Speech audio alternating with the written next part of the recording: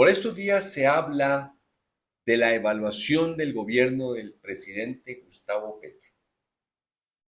Hay muchas formas de evaluarlo, empezando por la que ofrecen los que lo han criticado desde el día uno. Conozco personas que desde el día uno ya no les gustaba el lápiz que utilizaba en los discursos. Esas personas hoy posiblemente se han quedado en ese punto y no hayan ni siquiera arriesgado pensar en lo que ha pasado. Otros, más deseosos de golpear cotidianamente las acciones y a la persona Gustavo Petro, entonces son más rigurosos en encontrar todos los días cuál es la falla, cuál es el problema, algunos graves, desde ya hay que decirlo, a esta primer movimiento que llegó a la presidencia con ideas progresistas, evidentemente, como pasa en cualquier organización social, se colaron los corruptos y a esos son precisamente los que más reflectores les ha puesto los medios de comunicación.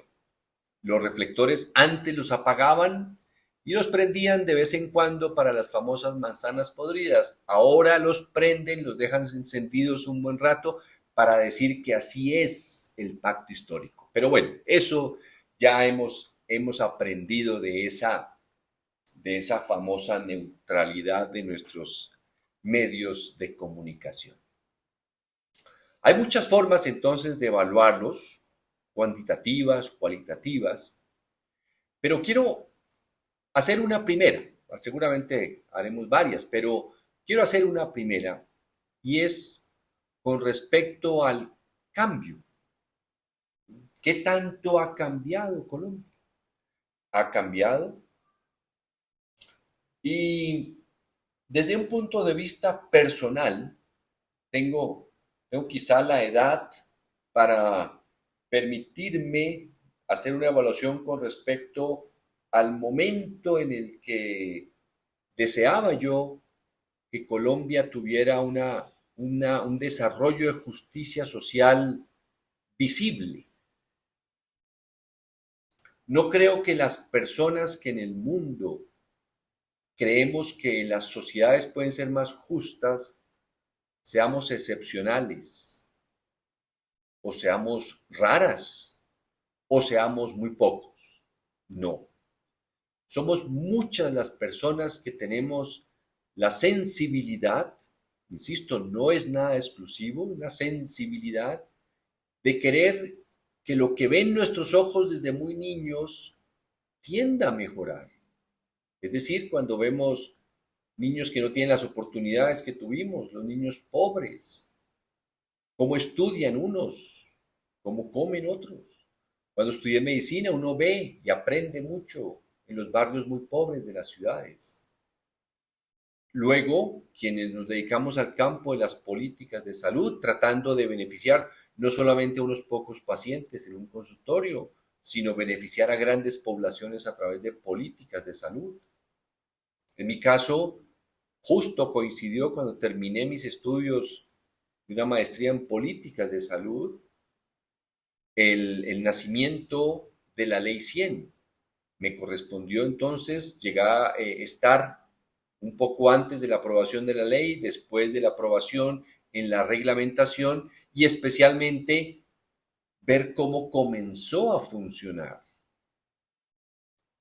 Aquí he expuesto en algunas sesiones lo que es la Ley 100, lo que es su estructura básica, teórica, la que el Congreso aprobó.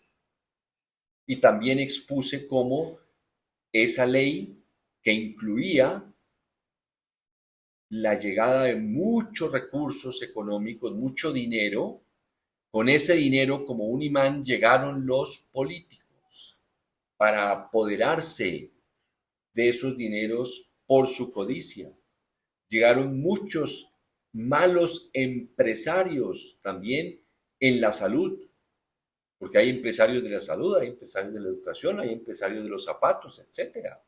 Pero en la salud hay que tener unas precauciones especiales. Siempre se ha dicho que son dineros públicos los que ellos usaban y los que ellos manejan. Vi cómo esa fusión de codicias, cuya moral es muy limitada y una ética del avispado es muy alta, frustró en los primeros años de la aplicación de la Ley 100, frustró lo que pudo haber sido un gran sistema de salud asociado a la educación. Luego no hubo un cambio, al revés, se dilapidó una oportunidad. Pero lo peor de todo, las personas que yo conocía, con quienes trabajamos hace 30 años, y que muchos de ellos ocuparon cargos importantes y han ocupado cargos importantes a lo largo del tiempo, terminaron por aceptar que esa frustración era natural. Me decían muchas veces, Fernando, es que así es la política. La Ley 100 era muy idealista, en fin. Es decir, aceptaron que se frustrara esa transformación social. Y hoy dicen que era un gran sistema de salud. Y con algunos de ellos me he encontrado y he tenido unos debates que, le voy a ser sincero, los he ganado todos. Porque ninguno me ha podido rebatir que lo que estaba en la ley no lo hicimos. Ninguno me ha podido rebatir eso. Y sin embargo el dinero sigue llegando. Luego quiere decir que se sigue dilapidando el dinero. Trabajé con un gremio tan importante como la ANDI en la primera crisis del Seguro Social. Había sido director del Simón Bolívar antes y ahí fue cuando conocí el comportamiento del político. Frustrante. Engañan constantemente. Y sin embargo me decían nuevamente, es que así es la política. En la ANDI lo único que les importaba al 100% los empresarios, me consta porque los escuchaba yo en reuniones que hay mensualmente. Lo único que les preocupaba era la cotización a la seguridad social, les parecía muy alta. Luego, cuando los intereses de los agremiados que tenían vinculaciones con las EPS, ahí sí ya les preocupó la salud. Esos comportamientos no los puede aceptar uno. Son torcidos, son malintencionados, muestran la codicia. Que la codicia, si les parece a ellos normal, pues tienen que tener límites. Es decir, tienen que aplicarle cierta ética a la codicia si la consideran un valor. Pónganle límites. Pero no, aquí van al Congreso, hacen cada vez más leyes para beneficiarse. Entonces no cambió Colombia. Y pudo haber cambiado, pero no cambió. ¿Qué vemos con la llegada del presidente Petro? Después de décadas en las que una clase gobernante, una élite, unos tecnócratas que fundan las bases de unas leyes que solo benefician a unos pocos, están viendo en peligro sus privilegios. Y lo único que ellos dicen, cosa que me parece muy rara, pero lo dicen así abiertamente, que ellos sí tienen experiencia.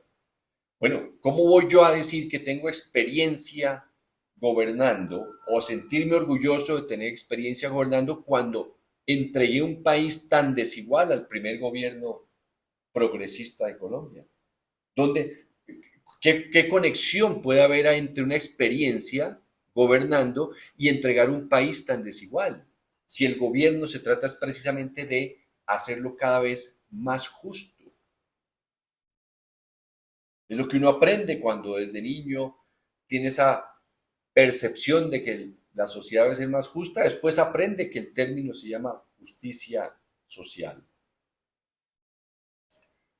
Dos manifestaciones muy cualitativas para esta presentación revelan que Colombia está cambiando. Es decir, hay un movimiento de cambio. Quienes creen que Colombia iba a cambiar en 3 años y medio, lo están abordando con una mentalidad infantil. Y no estoy ofendiendo a los niños ni a las niñas, simplemente estoy diciendo que cuando uno es niño está muy apegado a lo concreto. Es decir, un cambio lo ve como cuando algo cambia de color, es evidente, o cuando algo cambia de forma. Pero los adultos, que tenemos más conocimiento, más razón, más experiencia, podemos evaluar que el cambio es movimiento, cambio gradual de dirección.